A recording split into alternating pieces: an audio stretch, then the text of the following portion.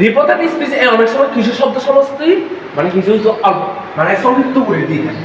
প্রথম বোঝা হল কথা শিখে আসলে কন্টেন্ট লাগে যেমন মই লিখুন আই এম এই I am I have I will I shall you are he is এই হি ইজ হিরিকিনুরি মাদাসা হি ওয়াজ এবং হি ইজ ইউ হ্যাভ এই হিরিকিনুরি মাদা তারপর we are what is they are I not এবং আম নট আই নট তো হিরিকেন হইলে আবার এম নট হই পারে আবার হি নট আম নট হই পারে এবং ইকো উদাহরণ he said I am the boy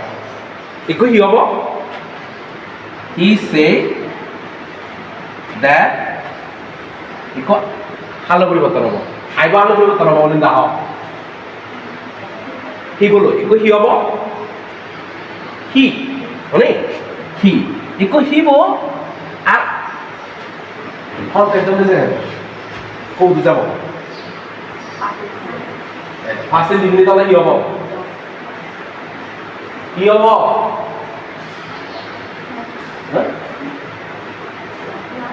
was the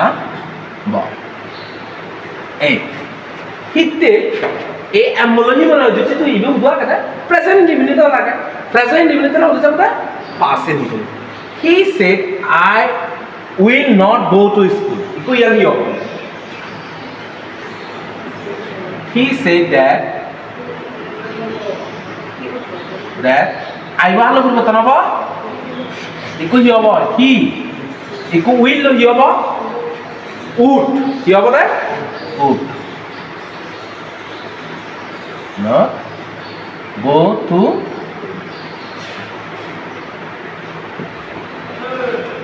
not go to school clear হইও এরপরে আমরা জানছি কি বলবো আমরা